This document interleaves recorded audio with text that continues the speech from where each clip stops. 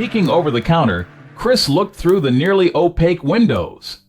Though caked in layers of dirt that had to have taken years to accumulate, he could still see if those who sought them out were still in the vicinity. Looking over at Bob, Chris smiled. The puppy he'd rescued from a pride of wild house cats only a few months ago had returned that favor several times over. For his part, Bob merely used his peripheral vision to look at Chris. Sensing his best friend's admiring gaze, Bob eventually turned to face him. Sharing an unspoken acknowledgement, Chris and the dog stared at one another momentarily. That is, until Bob looked back through the dirty windows on the other side of the counter. Eventually sensing that Chris had not averted his eyes, Bob faced him once more before the dog returned its attention to what was going on outside. As if to say what was going on outside was more important than the love fest taking place inside this pillaged and abandoned knockoff 7-Eleven. The juvenile Rottweiler fixed his gaze somewhere in the near distance. If Bob could talk at that moment, Chris imagined that he would have said the following: "Eyes forward, human." Chris smiled broadly as he acknowledged this imagined command from Bob. "All right, buddy," Chris said. "Message delivered and understood." The scruffy man followed up in a whisper. Bob shuffled from one paw to the other before looking once more at Chris, then back outside. It was only once Chris had averted his gaze that Bob seemed satisfied that his human companion had understood his gesture. As for those that Chris and Bob had been observing for the past hour, this small group of men continued rummaging through the overturned shopping carts, empty boxes, and other debris that littered the property surrounding the convenience store. It was apparent to Chris that this group had already confirmed that there was nothing of value inside the store. As Bob continued his shuffling, Chris grew more worried that the dog might bark at any moment. Though he had never heard the big black dog bark, Chris couldn't help but worry that today might be the day that this all changed. Reaching out, Chris put his hand on Bob's shoulder. Bob briefly glanced at Chris, but did not seem to calm down as he whimpered and growled in a low bass, "Don't worry, boy. They should be leaving soon." This seemed to calm Bob down as he stopped swaying back and forth, choosing instead to sit on his haunches and quietly stare out of the window. The image of Bob sitting in this manner evoked memories of the first time the two had met. Chris was amazed as to the degree to which this dog had changed his outlook. What once felt like a futile existence now seemed a journey worth finishing. Juxtaposing the image of Bob and the strength apparent the dog's every tensed muscle, Chris looked at the men slowly moving away from their current hiding spot. He couldn't stop his mind from the myriad of hypothetical scenarios invading his thoughts. Even at this young age, could Bob take on the wild men scavenging for substance a mere 40 feet away? In a one-on-one fight, Chris thought the odds would favor Bob. If, however, there were more than one man attacking his companion, Chris was less certain of the outcome. And the more men who joined the fray, the worse were the odds that Bob would even make it out of that scuffle alive. From those violent images, Chris's thoughts turned to the time he and Bob had actually spent together thus far. If only mankind had shown the compassion and caring that these two had for one another, perhaps what happened wouldn't have happened.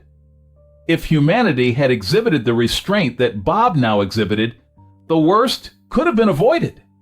If mankind's bark had been bred out of it in the manner that Bob's bark seemed to have been bred out of him, mankind's bite might never have occurred. Chris inhaled deeply as he considered the way in which Bob represented evolution.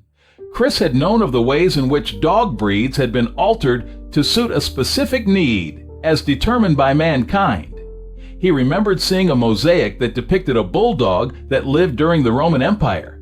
That iteration of the bulldog was muscular and lean. It was actually used to herd bulls.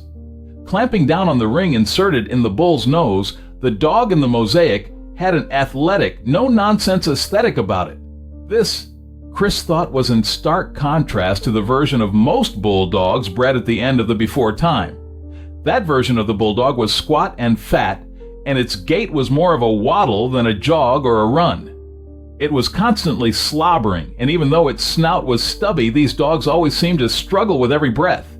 Yet, as uncomfortable as the modern bulldog appeared, they were what people wanted.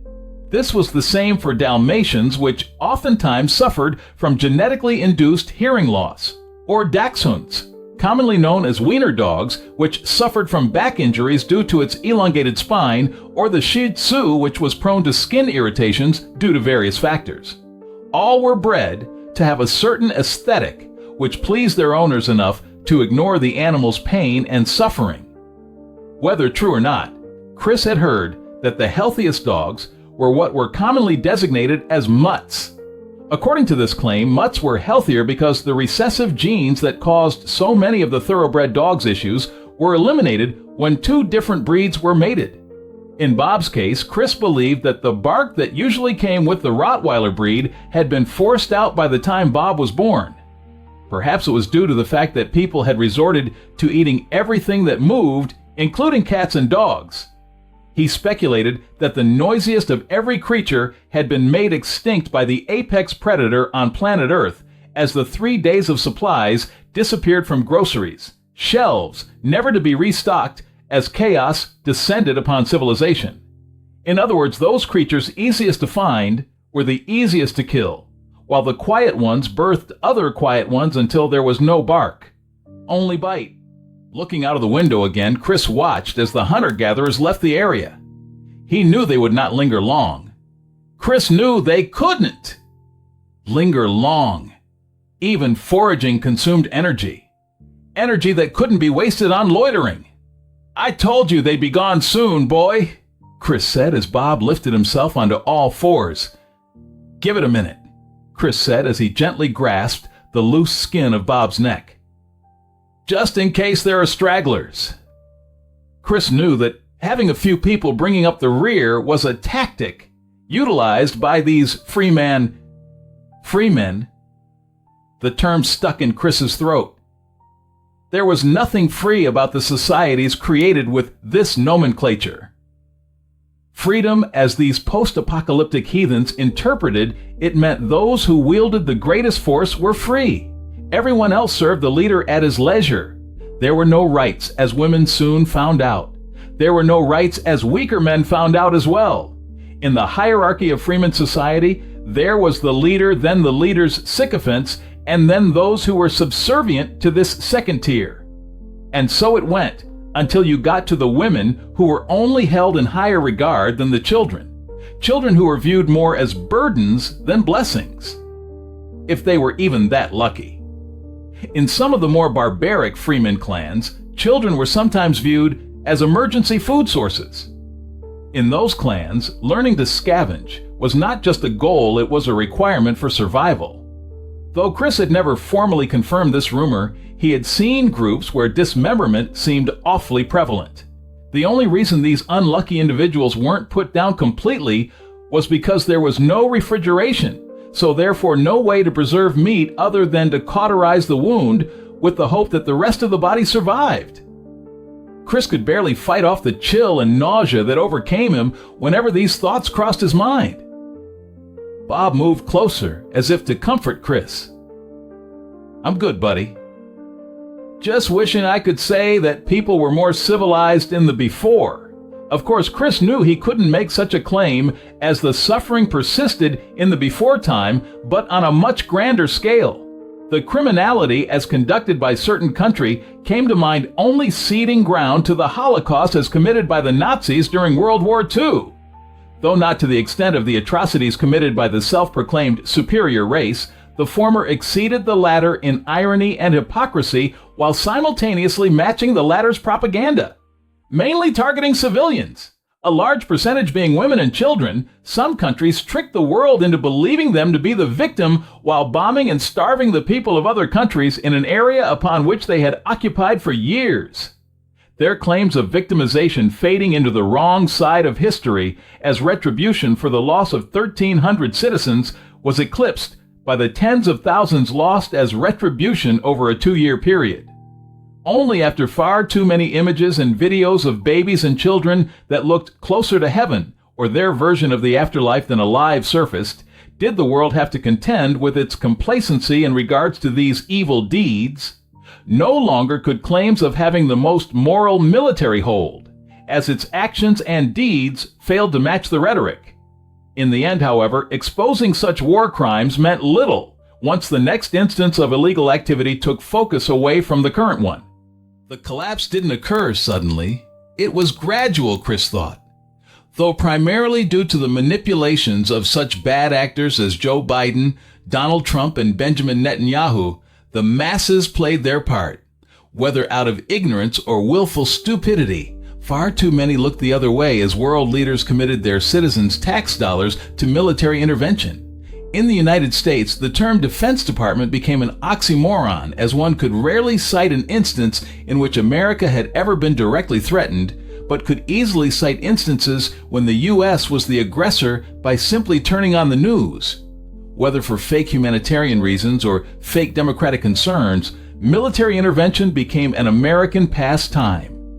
Even after America failed in both endeavors listed above, time after time, American presidents continued a foreign policy of preemptively striking under the pretense of American interests. The problem with this strategy was that America had not succeeded in securing many, if any, victories for decades. And its victory during World War II came into question as historians examined that war more closely. Defeating countries that had been decimated for years did not stand out as astounding when your country was never truly tested. And when the supposed game changer of the last great war couldn't secure a victory since, its reputation as a superpower faltered. With every subsequent loss, America looked more like the playground bully who got beat up by every other kid on said playground. From large to small, whether through proxies like Ukraine or through direct action as was the case in Vietnam, America racked up one loss after another, looking that much weaker every time.